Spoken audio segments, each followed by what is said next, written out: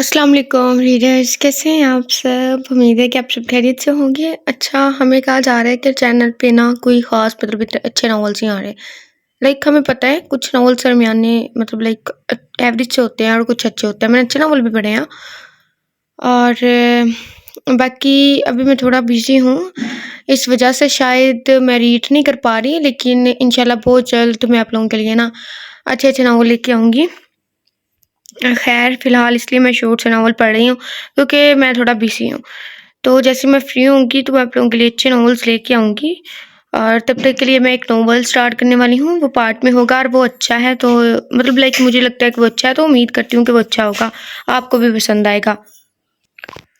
लेकिन तब तक के लिए शॉर्ट से नॉवेलेट मेरे साथ एंजॉय करें, ठीक है। नॉवेलेट है तुम बिन अधूरे हैं हम, इस कलम नूरुल हुदा। और आई होप कि आपको और हमें पसंद आए। 5 साल गुजर गए हैं इसे किए हुए, मगर वो इस दिल में ऐसी बसी है कि जा ही नहीं रही। रात के इस पहर वो रोज़ ही उठकर बालकनी में आ जाता था, फिर इसकी सोचों का महवर वही होती थी। मैं अफ़नान जहांगीर इसे खोकर खुश नहीं हूँ, काश वो मेरी ज़िंदगी में आई ही ना होती। बालकनी में खड़ा वो माज़ी के दरवाज़े खोल रहा था। तुम क्यों फ़िक्र कर रही हो? मैं मॉम से बात करूँगा ना खुल कल, वो मान जाएगी। रेस्टोरेंट में इसके सामने बैठी निशाल रो देने को थी, वो कभी नहीं मानेगी। मेरे डैड के रिजेक्शन को अना का मसला बना लिया है उन्होंने। ऐसी बात नहीं है निशाल, वो बस थोड़ा डिप्रेस्ड हो गई थी। मैं बात करूँगा ना इनसे। अफ़नान ने इसे समझाया, तभी इसका फ़ोन रिंग हुआ। अफ़नान जहांगीर स्पीकिंग। अपना तारुफ करवाता वो दूसरी जानिब की बात सुनने लगा। अब कहाँ है वो? इसने संजीदगी से पूछा। मैं आ रहा हूँ। फ़ोन बंद करता वो निशाल की जानिब मुतवज्जा हुआ। भाई मोम बेहोश हो गई थी रास्ते में। वो किसी के घर पर है, मुझे जाना होगा इन्हें लेने। तुम टेंशन मत लेना, मैं आज ही बात करूँगा मॉम से। इसे मोहब्बत से तसल्ली देता वो खड़ा हुआ। तुम जाओ, मैं चली जाऊँगी। इसकी नज़रों का मफ़हूम समझती वो बोली थी, वो सर हिलाता वहाँ से चला गया। यूनी में हुई दोस्ती कब मोहब्बत में बदली, इन दोनों को मालूम ही ना हो सका। यूनी खत्म होती ही अफ़नान को जैसे ही जॉब मिली, इसने अपनी माँ आलिया जहांगीर को अपनी पसंद से आगाह किया। मगर जब वो रिश्ता लेकर निशार के घर गई तो इसके वालिद एहतिशाम को देखकर दंग रह गई।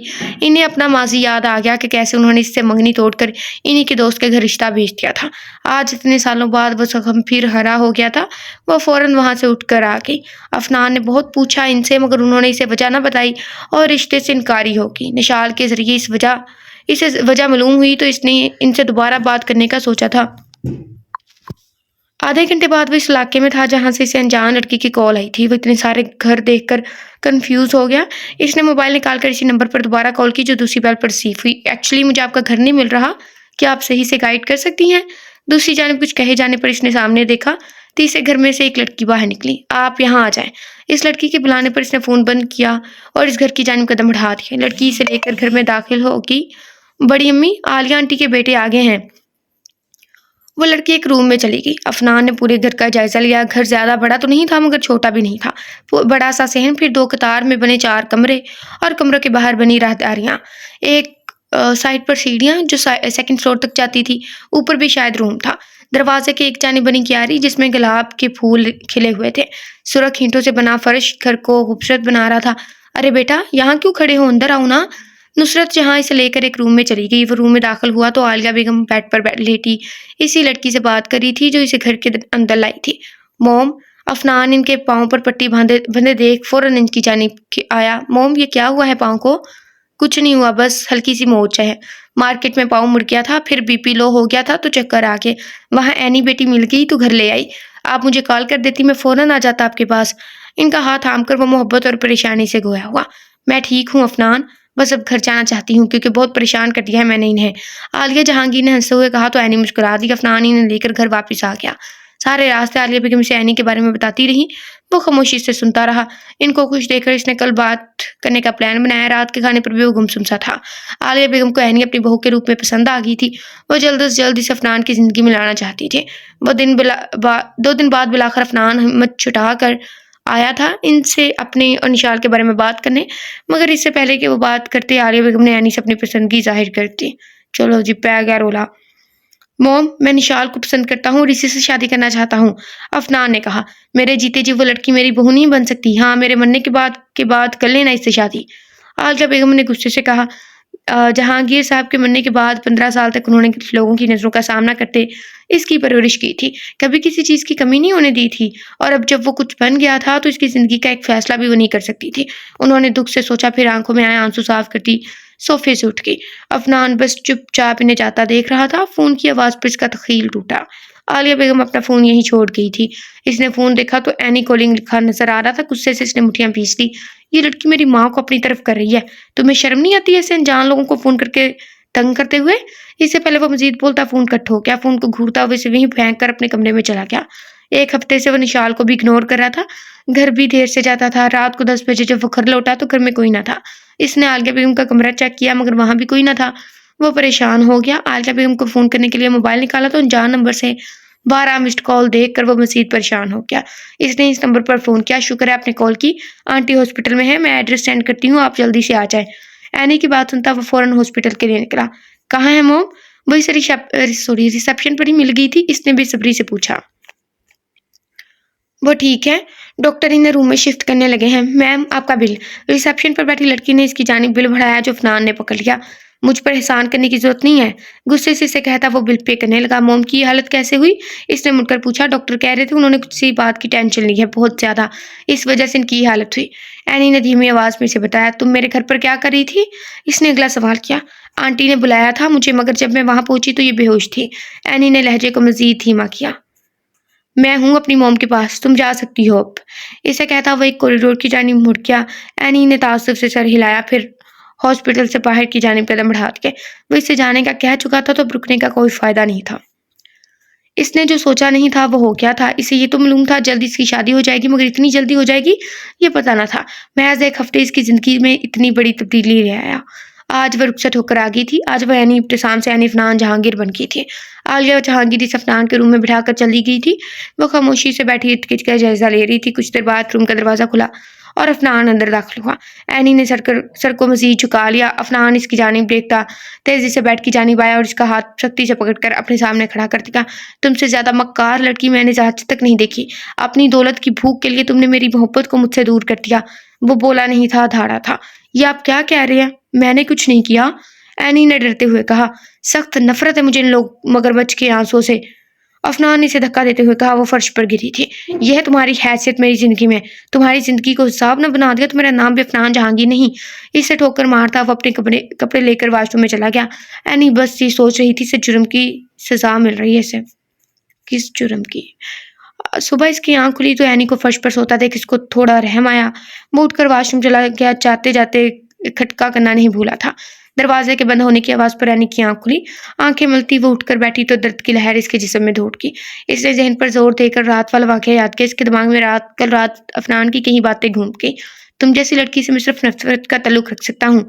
मेरी माँ को हथियार बनाकर मेरी जिंदगी में आई हो ना, तो इन्हीं की खिदमत करना। मेरे होते हुए मेरे रूम में नजर भी मत आना, समझी तुम?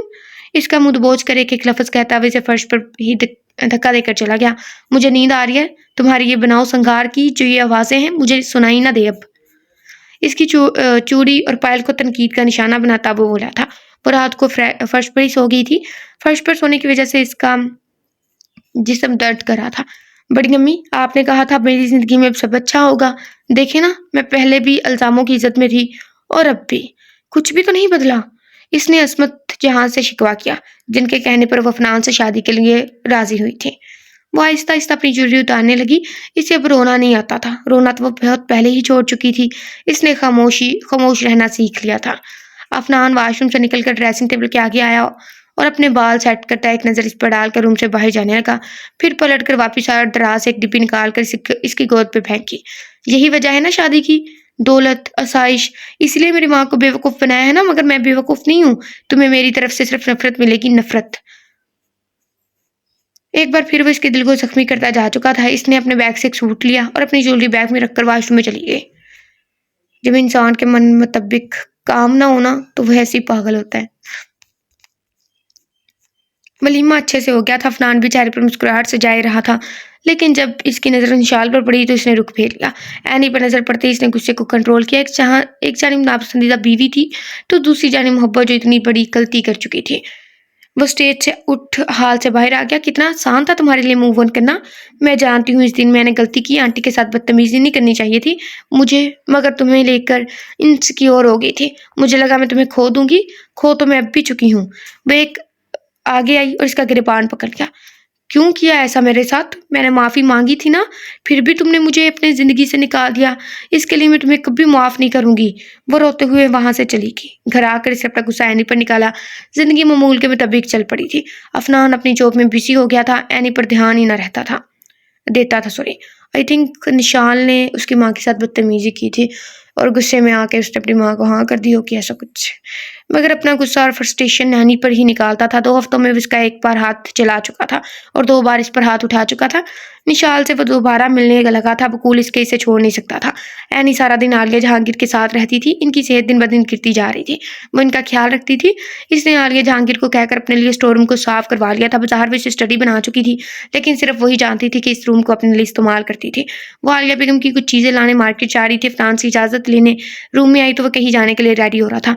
वो मुझे मार्केट जाना है तो कितनी बार कहा है मेरे सामने मत आया करो। इसने गुस्से से ब्रश पटका। मार्केट जाना था, मोम की कुछ चीज़ें लेनी थी इसलिए। अपने वॉलेट से 5,000 के 2 नोट निकाल इसके मुंह पर मारता हुआ रूम से निकल गया। इतनी मर जाए तुम्हारा कुछ चला जाए, ठोका लगे तो मैं नीचे सीढ़ियों से गिर जाऊँ। एनी ने नीचे से नोट उठाया और तकिए के नीचे रख दिया। पैसे नहीं चाहिए थे, इजाज़त चाहिए थी। आहिस्ता से शिकवा करती हुए रूम से निकल गई। वो एक दुकान से शॉल खरीद कर बाहर आई तो किसी से टकरा गई। आई एम सो सॉरी, मैंने देखा नहीं आपको। एनी ने फ़ौरन माजरत की और नीचे गिरा अपना और इसका बैग उठाने लगी। किस किस बात के लिए माफ़ी मांगोगी? मेरा सब कुछ तो छीन लिया है तुमने। निशाल की बात पर इसने नासमझी से देखा। क्या हुआ, मुझे नहीं जानती? इसने तंजिया पूछा। एनी ने नाम में सर हिलाया।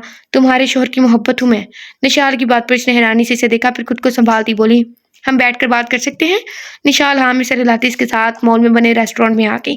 अगर वो आपसे मोहब्बत करते हैं तो इन्हें मुझसे शादी नहीं करनी चाहिए थी। एनी ने निशाल से सवाल किया तो निशाल ने आलिया बेगम की इसको नापसंद करने से लेकर इसकी शादी तक का सारा अहवाल बता दिया। मैंने कभी इनसे शादी की ख्वाहिश नहीं की थी। अगर वो एक बार मुझे बता देते कि वो मजबूरी में शादी कर रहे हैं तो मैं कभी इनकी ज़िंदगी का हिस्सा नहीं बनती। मैं खुद मॉम से बात करती आपके लिए। अफनान तुम्हारे साथ खुश नहीं है, वो मुझसे मोहब्बत करता है। निशाल ने आम लहजे में कहा। अगर वो आपसे शादी करना चाहते हैं तो कर ले, मुझे कोई इतराज़ नहीं है। मॉम को भी मैं मना लूंगी। एनी की बात पर इसने चौंक कर इसे देखा। तुम्हें फ़र्क नहीं पड़ेगा अपने शोहर की दूसरी शादी से? निशाल ने सवाल किया। फ़र्क वहाँ पड़ता है जहाँ मोहब्बत हो। वो तो नफ़रत करते हैं मुझसे। एनी ने अफसरदगी से कहा। और तुम? निशाल ने किसी खदशे के तहत पूछा। मियाँ बीवी के रिश्ते में मोहब्बत से ज़्यादा इज्जत होनी चाहिए। उन्होंने तो मुझे इज्जत के काबिल भी नहीं समझा, लेकिन शोहर होने के नाते मैं इनकी इज्जत ज़रूर करती हूँ, मगर मुझे इनसे मोहब्बत नहीं है। एनी ने मुस्कुराते हुए कहा। मुझे कुछ वक्त दे दे, मॉम की तबीयत आजकल ख़राब रहने लगी है। वो कुछ संभल जाए फिर मैं इन्हें मना लूँगी। एनी ने मुस्कुराकर कहा तो निशाल इसके गले लग गई। एनी बेटा, तुम्हारे डैड का फ़ोन आया था, वो तुम्हारे लिए शादी का तोहफ़ा भेजना चाह रहे थे। वो आलिया बेगम के रूम से अभी आई ही थी, इसका फ़ोन रिंग हुआ। नुसरत जहाँ का नंबर देकर इसने मुस्कुराकर फ़ोन पिकअप किया। हाल चाल पूछने के बाद नुसरत जहाँ ने इसे बताया। बड़ी अम्मी, मुझे इनसे कुछ नहीं चाहिए। मैंने जैसे पहले इंडिपेंडेंट रहकर ज़िंदगी गुजारी है, अब भी गुजार दूंगी। इनकी दिखावे की मोहब्बत नहीं चाहिए मुझे। एनी ने संजीदा लहजे में कहा। बेटा, अपने बाप से इतनी बदगुमानी अच्छी नहीं है। नुसरत जहाँ ने इसे समझाना चाहा। इसे हकीकत तस्लीम करना कहते हैं बड़ी अम्मी, और मैं तस्लीम कर चुकी हूँ। मेरे डैड सिर्फ तब तक मेरे डैड थे जब तक मम्मा जिंदा थी। इसके बाद तो वह शाज़मा के शोहर हैं, रुमान के डैड हैं, मेरे कुछ नहीं। अपना लहजा भीगते देख इसे अल्लाह हाफिज़ कहकर फ़ोन बंद कर दिया।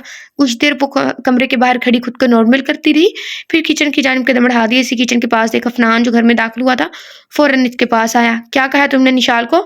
मैंने तुम्हें इज्जत नहीं दी? ये जो इस घर में रहने की जगह दी है, तुम्हें हर जगह घूमने की इजाज़त दी है, इससे ज़्यादा क्या चाहिए तुम्हें?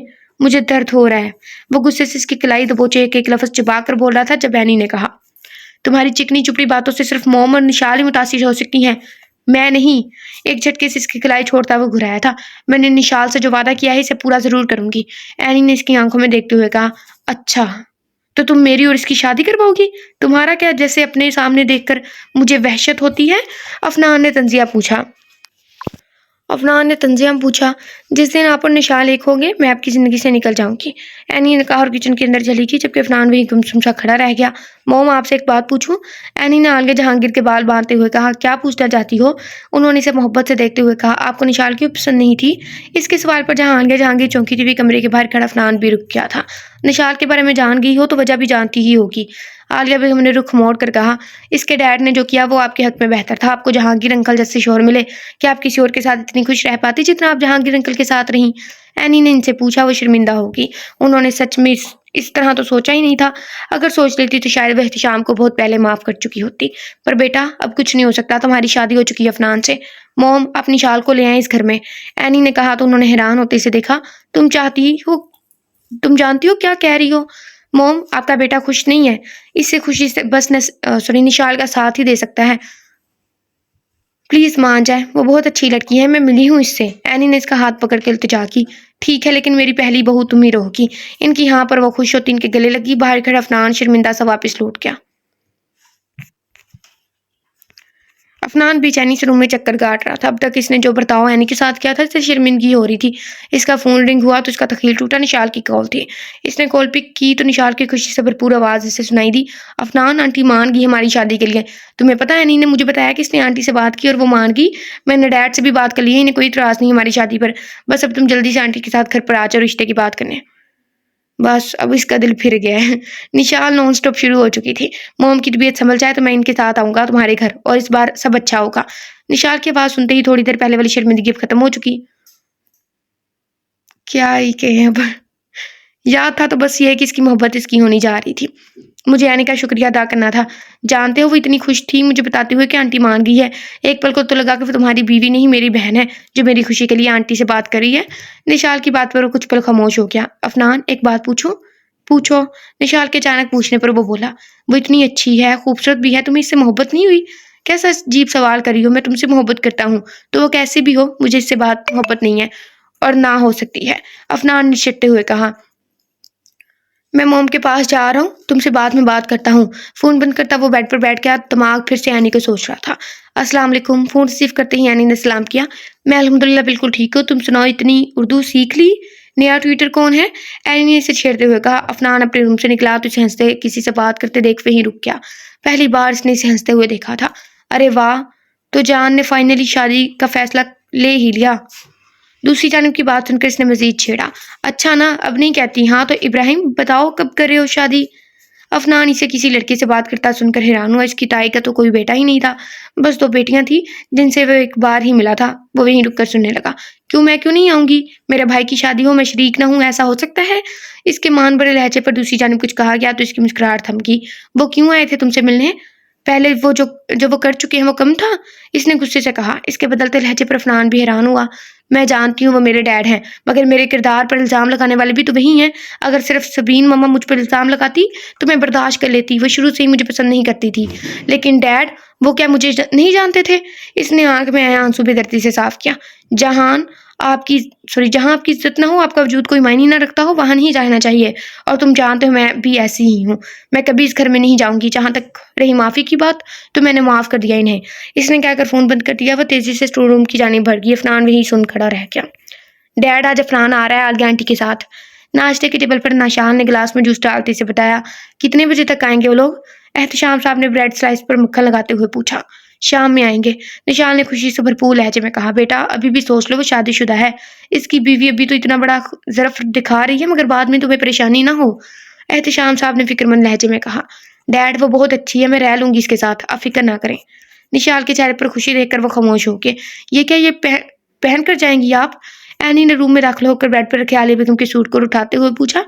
आलिया बेगम और अफनान, जो आलिया बेगम से बात करने आया था, ने बैक वक्त इसकी जानिब देखा। वो ड्रेस वापस कपबोर्ड में रखकर एक ब्लू ड्रेस निकाल कर लाई। ये अच्छा है। खुद ही ड्रेस की तारीफ करती हुए मुस्कुराई थी। इसमें क्या खराबी थी?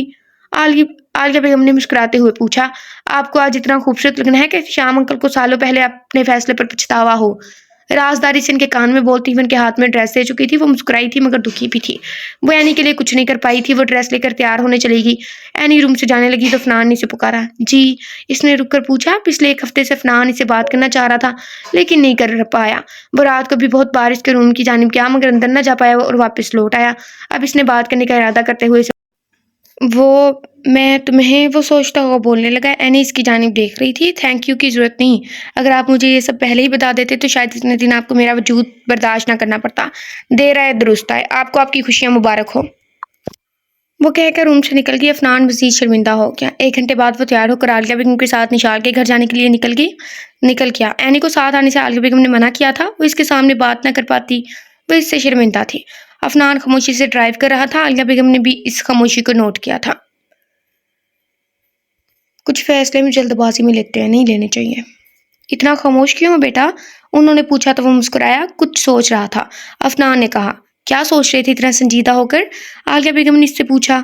एनी अपने डैड से क्यों नाराज है? इसने डायरेक्ट सवाल किया। ये तुम एनी से ही पूछ लेना, मगर ये बताना चाहती हूँ कि वो कोई गरीब लड़की नहीं है। न्यूयॉर्क में पली बड़ी है। तुमने इससे कहा था ना किसने दौलत के लिए तुमसे शादी की है बेटा। इससे दौलत की कमी नहीं है। वो घर बैठे ही तुमसे ज्यादा कमाती है। बाकी तुम इससे खुद पूछ लेना। आलिया बेगम ने कहकर रुख मोड़ लिया। अफनान हैरान सा सामने की जानिब देख रहा था जब एक कार बेकाबू होती इनकी गार्ड से टकराई। एनी, अफनान और आंटी कैसे हैं अब? निशाल हॉस्पिटल पहुंचकर भागती हुई एनी के पास आई थी। एनी जो कब से अपने आंसू जब्त किए खड़ी थी इसके गले लगकर रोने लगी। मोम चली गई निशाल, इसने रोते हुए बताया तो निशाल की आंखें भी आंसू से भर गई। एहतशाम साहब जो निशाल के साथ आए थे उन्होंने आगे बढ़कर एनी के सर पर हाथ रखकर इसे तसल्ली दी। एनी, अफनान कैसा है? निशाल ने अनचाहे खौफ के चेहरे से पूछा। इससे पहले एनी कुछ बोलती ऑपरेशन थिएटर से डॉक्टर बाहर आया। वो दोनों ही इसकी जानिब बढ़ी। डॉक्टर, अफनान? निशाल ने बेचैनी के साथ पूछा। He is fine now but लेकिन क्या डॉक्टर?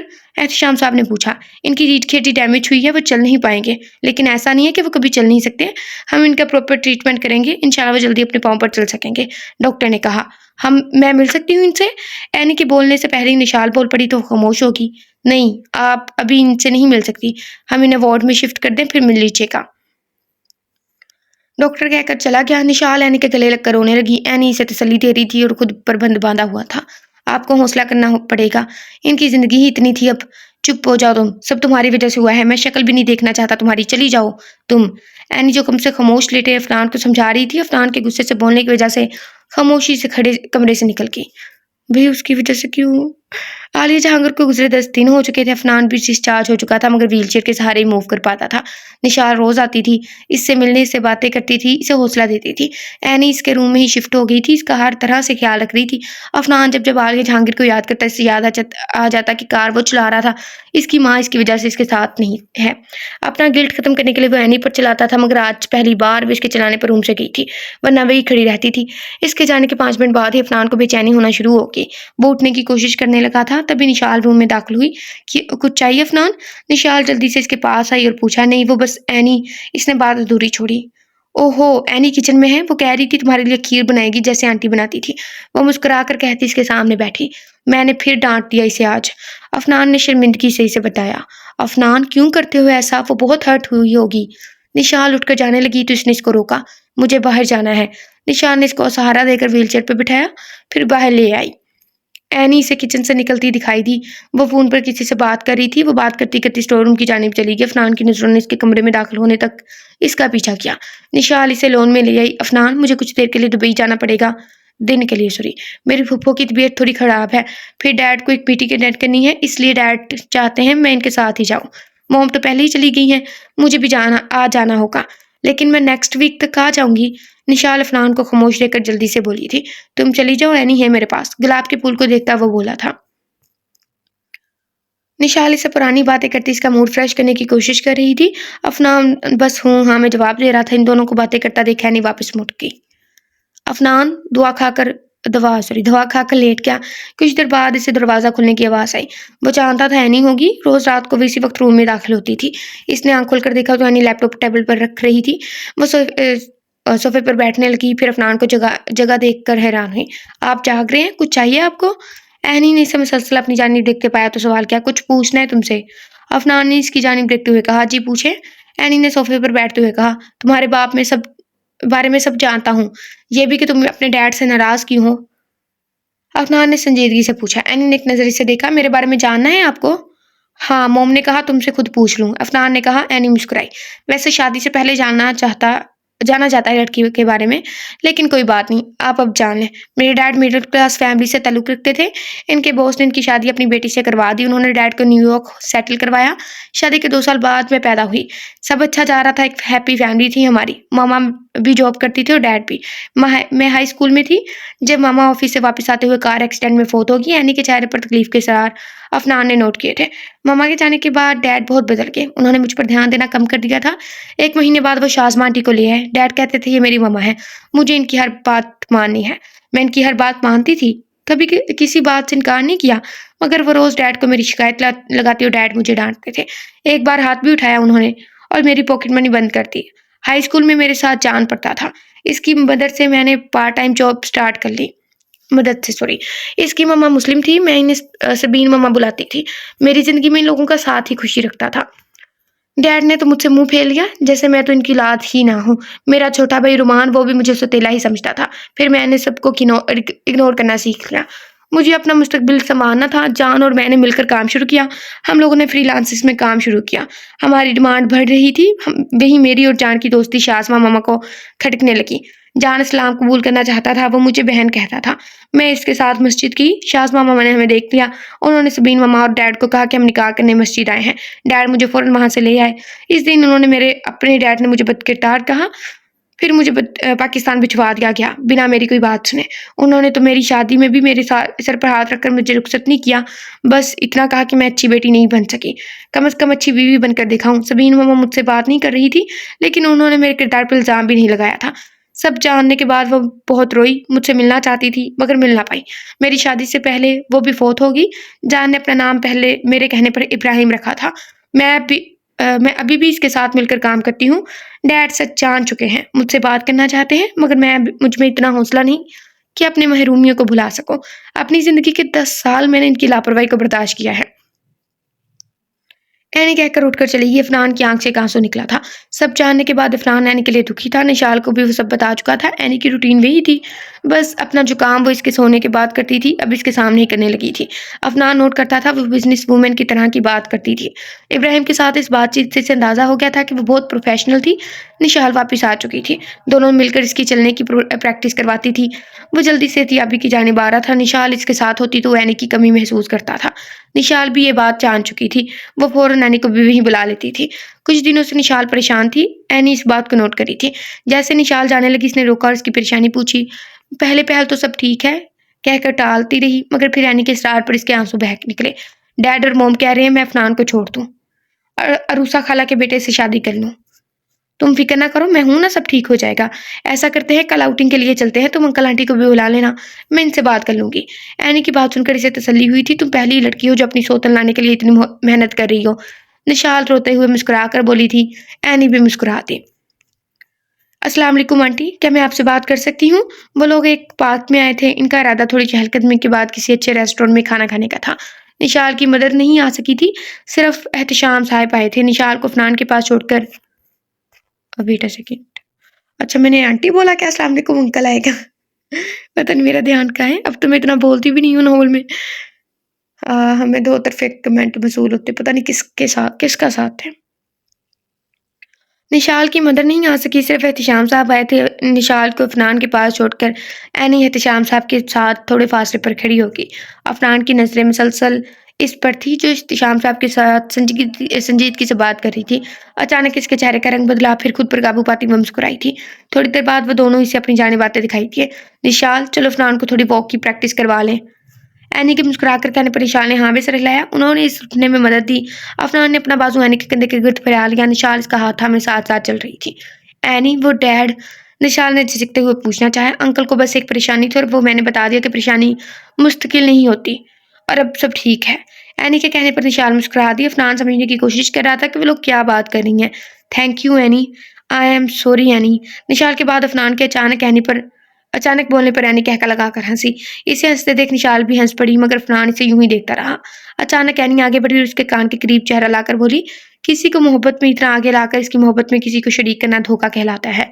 अफनान जान चुका था इसके बदलते जज्बात से वो आगाह थी, लेकिन निशाल को लेकर भी सीरियस थी। वो खामोशी से इसके साथ चलने लगा। अफनान मुकम्मल सेहतियाब हो चुका था, बिना सहारे के चलने लगा था। अपनी शर्ट के बटन बंद करता वो ऑफिस जाने की तैयारी कर रहा था। इसकी हालत के पेश नज़र इसकी कंपनी ने इसे छुट्टियां दे दी थी। बहुत कम वक्त में इसने अपने काम से अपनी पहचान बनाई थी। वो इनका बेस्ट एम्प्लॉय था, जिसे वो निकाल नहीं सकते थे। एनी रूम में दाखिल हुई तो वो अपना कोट पहन रहा था। इसने आगे बढ़कर इसकी कोट पहनने में मदद की, फिर इसकी टाई ठीक करके पीछे होकर खड़ी होगी। आप मुझे बड़ी अम्मी की तरफ छोड़ देंगे? एनी के पूछने पर इसने खुद को मलामत की। शादी के बाद वो एक बार भी अपने मैके नहीं गई थी। आ जाओ, मैं छोड़ दूंगा। नाश्ता करने के बाद वो इसे इसके घर छोड़ आया, फिर अपने ऑफिस चला गया। एनी अपने डैड की आवाज़ पर एनी ने मुड़कर देखा। रूम के दरवाजे के दरमियान में वो खड़े थे। बड़ी अम्मी के बुलाने पर वो आ आई थी। वो जानती थी इसके डैड यहाँ होंगे। इब्राहिम से वो जान चुकी थी कि वो पाकिस्तान में है। वो उठकर आहिस्तगी से चलती इनके पास आई, इनके गले लगकर रोने लगी। वो भी रो रहे थे। अपने डैड को माफ़ कर दो बेटा, उन्होंने रोते हुए कहा। तो एनी ने इनसे अलग होकर इन्हें देखा, फिर इनके आंसू साफ किए। डैड, माफ़ी मांगकर मुझे शर्मिंदा मत करें। थोड़ा सा गुस्सा था मुझे, लेकिन मैं जानती थी मेरे डैड मुझसे नफरत नहीं करेंगे। इसकी बात पर उन्होंने इसे फिर गले लगा लिया। नुसरत जहाँ इन्हें देखकर मुस्कुरा रही थी। तुम फिक्र ना करो, अफनान से मैं बात करूंगा, वो दूसरी शादी नहीं करेगा। नुसरत जहाँ के जरिए से सब मालूम होने पर वो एनी के लिए कुछ करना चाहते थे। नहीं डैड, अफनान दूसरी शादी मेरी मर्जी से कर रहे हैं। लेकिन बेटा, लेकिन कुछ नहीं। शाम को मुझे वापस जाना है, तब तक आपको मेरे साथ टाइम स्पेंड करना है। वो लाड से कहती इनका बाजू थाम कर अपने साथ रूम में ले आई। वो इनसे रुमान के बारे में बात करने लगी। आज अफनान का निकाह था निशाल के साथ। अफनान मुसलसल एनी को ढूंढ रहा था, तभी वो इसे आती दिखाई दी। वो जल्दी से इसके पास आया। कहाँ थे तुम? मैं कब से तुम्हें ढूंढ रहा हूँ। वो मैं निशाल के पास थी, एनी ने इसे बताया। मैं अभी आ रहा हूँ, तुम कहीं जाना मत। अफनान इसे कहकर निशाल से बात करने इसके पास आया। निशाल, मैं एनी को नहीं छोड़ सकता। निशाल के दोस्तों को बाहर जाने का कहकर वो निशाल के साथ सामने आकर बोला था। मैं अभी नहीं चाहती कि तुम इसे छोड़ो। वो अच्छी लड़की है, मैं इसके साथ ही रहना चाहती हूँ। इसने मेरे लिए जो किया है, इसके बदले मैं इतना तो कर ही सकती हूँ कि इसको सारे हुकूक दिलवाऊं। लेकिन मैं तुमसे दस्तबरदार नहीं हो सकती। मैं तुम्हें शेयर कर सकती हूँ, छोड़ नहीं सकती। मैं तुम्हें एनी के पास जाने से कभी नहीं रोकूंगी। आखिर में वो इल्तिजाई लहजे में बोली। तब अफनान को एनी की बात समझ आई। अगर वो निशाल को छोड़ता है तो शायद वो नॉर्मल जिंदगी ना गुजार सके। वो दिल में फैसला करता बाहर आ गया। निकाह हुआ तो एनी इन दिनों दोनों को देखकर मुस्कुरा रही थी। मुबारकबाद वसूल करने के बाद अफनान की नजरों ने एनी को तलाशना चाहा, मगर वो इसे कहीं नजर न आई। वो जल्दी से उठा, निशाल के साथ घर आया, मगर वो वहां भी नहीं थी। वो अपने रूम में आया तो वहां भी नहीं थी। बेड की टेबल पर एक लेटर रखा था। अफनान ने जल्दी से इसे खोला। शादी मुबारक हो, मेरी दुआ है आप दोनों हमेशा खुश रहो। मैं जा रही हूँ, कभी ना लौटने के लिए। आखिर वादा जो किया था आपसे तो निभाना तो था, लेकिन एक बात का दुख रहेगा, मैं आपके वलीमे में शामिल नहीं हो पाऊंगी। मुझे लगता है अब नहीं गई तो कभी नहीं जा सकूंगी, और अनचाहा वजूद बनकर रहना बहुत मुश्किल है मेरे लिए। अब तक मुझे बर्दाश्त करने का शुक्रिया। कोशिश करूंगी दोबारा कभी आपकी खुशियों के बीच ना हो। खुदा हाफिज। सारी हीरोइन अच्छी हैं, लेकिन इमरा अहमद, उमैरा अहमद, सारी हीरोइन अच्छी हैं, लेकिन हमें ये पसंद है। हमें ये सबसे ज्यादा पसंद है। हमें ये लड़की बहुत पसंद आई। ऐसा कह लें कि हमें ये लड़की आपको रिकमेंड कर रहे हैं। वह खत लेकर बेड पर बैठ गया। निशान ने इसके हाथ से खत लेकर पढ़ा। जैसे जैसे वो पढ़ती जा रही थी, इसकी आंखों से आंसू जारी हो रहे थे। इसने आगे बढ़कर अफनान को हाथों से पकड़ कर हिलाया। वो अपने घर गई होगी, जल्दी चलो इसे ले आते हैं। इसे बताएंगे इसके बिना हम अधूरे हैं। ऐसे क्यों बैठे हो, चलो ना। निशाल से झंझोड़ते हुए बोली। वो होश में आया। एनी के घर चलो, निशाल ने एक बार फिर कहा। वो जल्दी से इसे लेकर एनी के घर आया, मगर वो वहां नहीं थी। इसने हर जगह इसे ढूंढा, bus station, railway station, airport, मगर वो कहीं ना मिली। इसे एनी को ढूंढते हुए एक हफ्ता हो गया था, मगर वो नहीं मिली। वो इनकी जिंदगी से जा चुकी थी। निशाल ने एहतशाम साहब को एनी को ढूंढने का कहा तो उन्होंने इसे कहा इससे जाना था, वो जा चुकी थी। अब अफनान और इसे अपनी जिंदगी में आगे बढ़ना चाहिए। डैड, आपने इस दिन एनी से क्या बात की थी? कौन सी परेशानी थी आपको? निशाल ने किसी खदशे के तहत पूछा। तुम ठीक सोच रही हो, मैंने इसे कहा था इसके होते हुए तुम अफनान के साथ खुश नहीं रह पाओगी, तो इसने कहा वो शादी के बाद तुम्हें और तुम्हारी और अफनान की जिंदगी से निकल जाएगी। एहतशाम साहब की बात पर वह जमीन पर बैठती चली गई। ये क्या किया डैड आपने? इसकी जिंदगी में आने वाली खुशियों को इससे छीन लिया। वो जमीन पर बैठकर रोने लगी तो शाम साहब इसकी जानिब बढ़े। बेटा, मैं बस तुम्हें खुश देखना चाहता था, लेकिन मैं खुश नहीं हूँ। इसे दुख देखकर मैं खुश नहीं हूँ। वो गुस्से से उठकर घर से निकल गई। अफनान ने शाम साहब से भी पूछा, शायद वो इनके पास न्यूयॉर्क चली गई हो, मगर कहीं नहीं थी। इब्राहिम भी नहीं जानता था इसके बारे में। वो इन सब की ज़िंदगी से निकल गई थी। 5 साल हो गए थे, ज़िंदगी नॉर्मल होकर भी नॉर्मल नहीं थी। अफनान ने खुद को बिज़ी कर लिया था, लेकिन ऑफिस जाते और बाहर आते हुए इसकी नज़रें ऐनी को ही तलाश करती थी कि शायद वो इसे कहीं नज़र आ जाए। पापा, इसकी बेटी की आवाज़ जिसे माजी से हाल मिलाई, आपको ऐनी मम्मा की याद आ रही है? इसके मासूमियत से पूछने पर वो मुस्कुरा कर नीचे बैठा। आपको कैसे पता मुझे ऐनी मम्मा की याद आ रही है? अफनान ने से पूछा। मम्मा ने बताया था आपको जब ऐनी मम्मा याद आती हैं तो आप यहाँ आ जाते हैं। इसने मुस्कुराकर इसे गोद में उठाया, रूम में ले आया। निशाल बेड के एक जानिब सो रही थी। इसने मिशा को बेड पर बिठाया। पापा, मैं अल्लाह से कहूंगी वो जल्दी से ऐनी मम्मा को हमारे पास भेज दे, फिर आपको इन्हें याद नहीं करना पड़ेगा। अफनान ने इसे गुद में पींच लिया। इसने घर में ऐनी की तस्वीर लगाई हुई थी। मिशा को सिखाया था कि वो इसकी ऐनी मम्मा है जो इनसे नाराज होकर कहीं चली गई है। वो मिशा को अपने साथ लगाए सो गया। मम्मा, मैं इनके साथ खेल लूं? निशाल मिशा को लेकर मॉल आई थी। इससे कुछ शॉपिंग करनी थी। एक जानिब बने प्ले हॉल में बच्चों को खेलता देख मिशा ने इससे इजाजत मांगी तो वो इसे अंदर छोड़ आई और शॉपिंग करने लगी। वो सब खरीद कर वापस मिशा के पास आई तो वहां नहीं थी। वो परेशान होगी। इसने सब जगह ढूंढा मगर वो इसे ना मिली तो इसने फरहान को फोन किया। 15 मिनट में फरहान वहां पहुंचा था। इसने भी हर जगह इसे तलाश किया। आखिर में वो इसे दोबारा प्ले लैंड के जानिब आए तो मिशा इन्हें वहीं दिखाई दी। वो भाग कर इसकी जानिब आए। कहाँ चले गए थे आप मम्मा? कितना डर गई थी, निशाल ने इसे गले लगाते हुए कहा। पापा, आपको पता है मैं नहीं मम्मा से मिली, उन्होंने मुझे ये भी दिया। इसने गले में पहनी चैन की जानिब इशारा करते हुए कहा, जबकि निशाल और अफनान ने इसकी पहली बात पर शौक में थे। खुद को संभालते अफनान आगे बढ़ा। अब कहाँ है एनी मम्मा? जब मैंने इन्हें बताया कि आपकी मेरी एनी मम्मा है तो जल्दी से मुझे यहाँ छोड़कर चली गई। अफनान जल्दी से उठकर वहां से गया था। वो पार्किंग में आया। वो इसे एक कार का ढोल खोलती दिखाई दी। 5 साल बाद इसे देख रहा था। इससे पहले कि वो कार में बैठती अफनान ने जाकर इसका हाथ पकड़ा और इसका रुख अपनी जानिब किया। कुछ पल तो वो इसे देखता रहा, फिर आगे बढ़कर इसे गले लगा लिया। ये क्या कर रहे हैं आप? एनी पीछे से आते निशाल को देखकर घबरा कर बोली, मुझे जाने दे अफनान। इसने इल्तिजा की। वो 5 साल बाद यहाँ आई थी। वो न्यूयॉर्क चली गई थी। सिर्फ इब्राहिम इसके बारे में जानता जिसे इसने मना कर दिया था किसी को भी बताने से। नुसरत जहाँ की तबीयत खराबी का सुनकर वो पाकिस्तान आई थी। जाने से पहले इनके लिए गिफ्ट लेने आई थी। तब इसे एक बच्ची दिखाई दी जो इसी के पास आई और गले लग गई। इसे बच्ची बहुत अच्छी लगी। इसने एक चैन खरीद कर इसे पहनाई। जब इस बच्ची ने सैनी मम्मा कहा तो वो जल्दी से इस प्ले हॉल में छोड़कर बाहर आ गई। इसे जल्द से जल्द यहाँ से जाना था मगर इससे पहले अफनान इस तक पहुंच चुका था। निशाल को देखकर वो डर गई। वो फिर से इसकी खुशियां नहीं छीनना चाहती थी। मिशा को देखकर अफनान आहिस्ती से इससे अलग हुआ। निशाल ने आगे बढ़कर इसे गले लगा लिया। तुम कहाँ चली गई थी? कहाँ कहाँ नहीं ढूंढा हमने तुम्हें? निशाल ने इससे शिकवा किया। फिर इसे अलग होकर इसका हाथ थाम कर अपने साथ ले जाने लगी। मुझे जाना होगा निशाल, अभी तुम कहीं नहीं जाओगी, समझी तुम? निशाल ने गुस्से से कहा।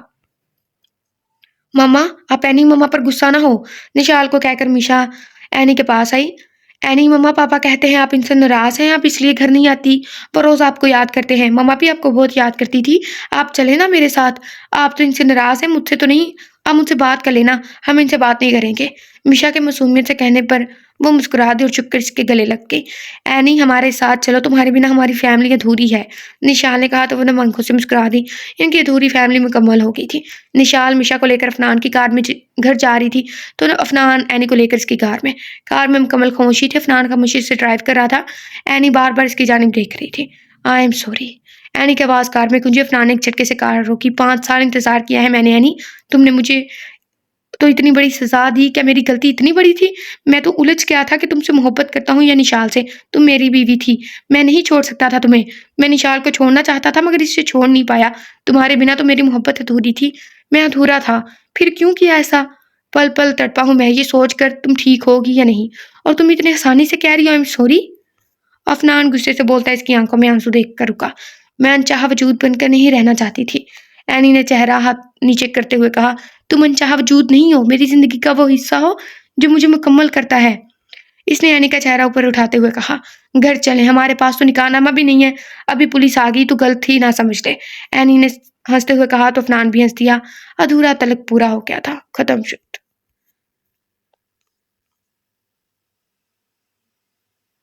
ओके, ये राइटर ने लिखा है। अस्सलाम वालेकुम। एंड आप लोगों को थोड़ा डिफरेंट लगेगा लेकिन बट मैं स्टोरी को ऐसे लिखना चाहती थी।